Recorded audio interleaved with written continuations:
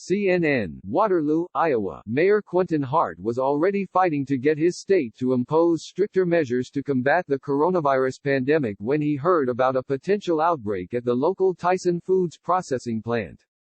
The plant is one of the city's largest employers, with some 3,000 workers, many of them immigrants and people of color who don't have the best access to health care. It's also a key part of the food supply chain, and disruptions there could impact the flow of goods from producers to consumers, which would have consequences that reach outside of Iowa's borders. Hart, a Democrat and the first African-American mayor of Waterloo, says he wants the plant closed immediately, but Republican Governor Kim Reynolds is not ordering it shut down and is instead instituting new screening procedures for workers. It's just the latest example of Hart pushing a more aggressive approach on coronavirus in one of only a handful of states with no statewide shelter-in-place order. Even before hearing about potential COVID-19 cases, Hart told us in a virtual interview that he and other local officials were concerned that workers at the plant did not have adequate protection from the virus. The sheriff and top health official in Black Hawk County, which includes Waterloo, went into the plant last week and were not satisfied that they were taking proper precautions. You have a lot of English language learners as well. And we want to make sure that the necessary social distancing CDC policies are there, Hart said. I think it's important that we ensure that those that are doing so much, providing food for us, helping Iowa's agricultural basin, to make sure that we give them all the support and make sure that every condition that they're working in is the same condition that we would want to work in ourselves, from mayor all the way down to those that are working in our plants, he added. Reynolds announced Friday there would be 2,700 COVID-19 tests at the plant along with contact tracing, as well as a requirement that workers wear masks and maintain social distancing. These measures will be communicated in the multiple languages spoken by workers at the plant. The goal, Reynolds said, was to protect the employees and ultimately keep the plant up and going so that we can keep the flow of food going out of Iowa and throughout the nation. It is unknown how many COVID-19 cases there are at the Tyson plant, but health officials in Black Hawk County are calling it an outbreak. CNN has reached out to Tyson for a response to Hart's call to close the plant, but has not yet heard back. Hart says he saw what happened with hospitals on the coasts, especially New York, and worries about whether hospitals in Waterloo have the capacity to help if things get really bad. If we have one of our plants that has a large outbreak that may happen, it's going to put such a strain on our two hospitals and our people's clinic that we may not be able to deal with those challenges, Hart said. Hart says his immediate concern is for the workers at the plant, and he insists the food is still safe. But he also recognizes the impact this could have on the food supply chain. Iowa is an agricultural base, and I always tell people, we don't just feed our communities, we feed the entire world, he said. He made clear that he understands there could be a perception problem in closing a plant like Tyson that could have a long-term economic impact in his city, but safety comes first. Our state is just an incredible place, from pork products to chicken to corn, and we are important to our national and global economy, and we just want to make sure that we have a fine balance of safety versus gross domestic product, he added. Pushing the governor for more restrictions. Hart's aggressive approach toward the coronavirus did not start with the Tyson plant. He has been sounding the alarm for almost a month. On Thursday, the governor agreed to a new order for the northeast region of Iowa, which includes Waterloo, that puts more limits on social, community, recreational, leisure, and sporting gatherings, but stops short of a shelter-in-place mandate.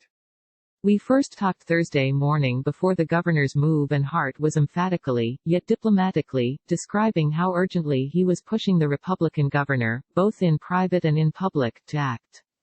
He says he is grateful the governor put some new restrictions in place, but a city aide said it is written in such a vague way that different cities are interpreting it in different ways. For example, Hart is closing the golf courses in Waterloo. They are remaining open in Cedar Falls, the next town over.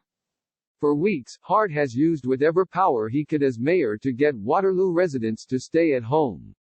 He, along with the Waterloo City Council, even found an emergency powers code in the law. Section 372.14, number 2 on that list states that emergency situations, public disaster situations, that the mayors of cities have the ability to take enforcement actions, explained Hart.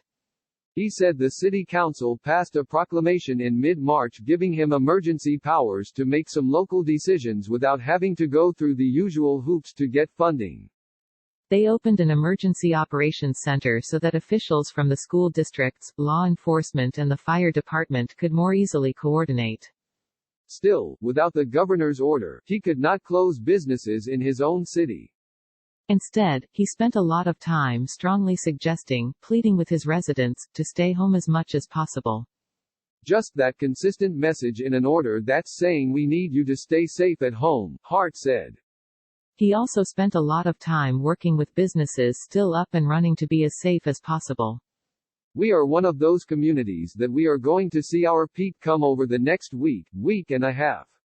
So we're just starting that trend upward with the amount of cases that we have locally. So it's a rough time, but if you know any Midwestern, a small community like Waterloo, Iowa, is pretty tough as well, he said.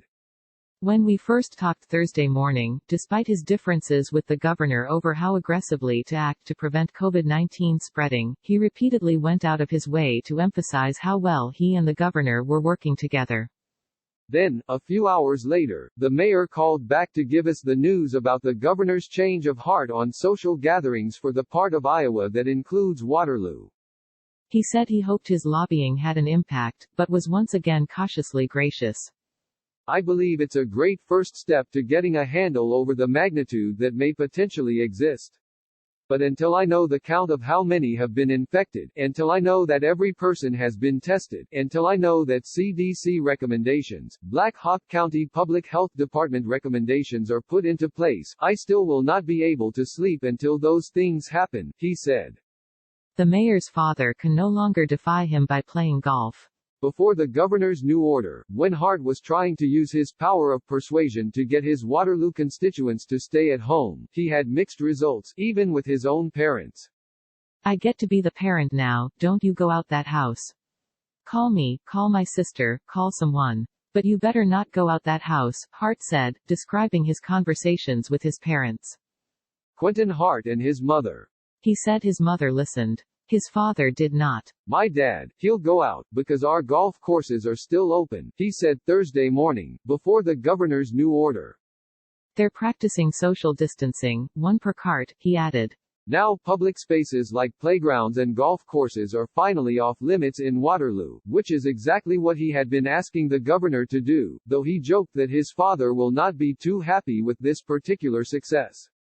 Hart's 8-year-old daughter concocted a new hair product.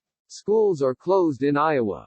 The governor announced Friday that they would stay closed through the end of the school year. Hart's family is just like families all across the country, trying to adjust to the new normal. His wife is the vice principal at a local elementary school and is on Zoom meetings all day trying to maintain distance learning for the students. Meanwhile, his 8-year-old daughter is trying to do her part. She made something for her parents to use when they go to the grocery store. This thing when you go into a grocery store and you need to do a cart, it flips down on your hands and you can push the cart, is how Hart described it.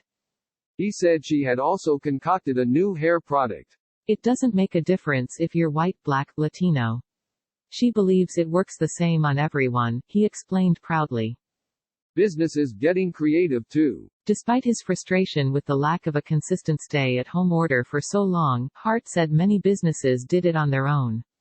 He said other companies are joining in the effort to use their tools to help with the effort against COVID-19. From McKenna Pro Photography, from John Deere, which is a global company, to the Sulky, which creates high-end buggies, they're taking their time and they're making masks for our communities, said Hart. We've seen the resiliency, we've seen incredible business acumen, and people be able to change on the go, on the fly to make things happen for our safety, said Hart. Like other mayors we have talked to on the front lines, Hart says he talks as often as he can to other mayors. As he prepares for a surge, he has reached out to some who have more cases than Waterloo to learn best practices. One of the problems he is bracing for is the disproportionate impact the coronavirus has on communities of color. We are about 70,000 people, 17% African American, Bosnian, Congolese, Burmese. We have tremendous diversity in our city, and that messaging, whether it's language-wise or whether it's town hall virtual forums so that people can ask us the question, we've been trying to be accessible to our community, he said. We asked Hart the question we put to other mayors we have been talking to, what keeps him up at night? The assurance that people in this community, in my community, that they're safe, he said plainly. I think of the people that may not have the means that I have. I think about the children that are at home that may not be in great situations. The strain that this is putting on our entire community. I think about the people that are working at Tyson's. I think about just people, and the ability to return back to some semblance of, I'll say, normal life.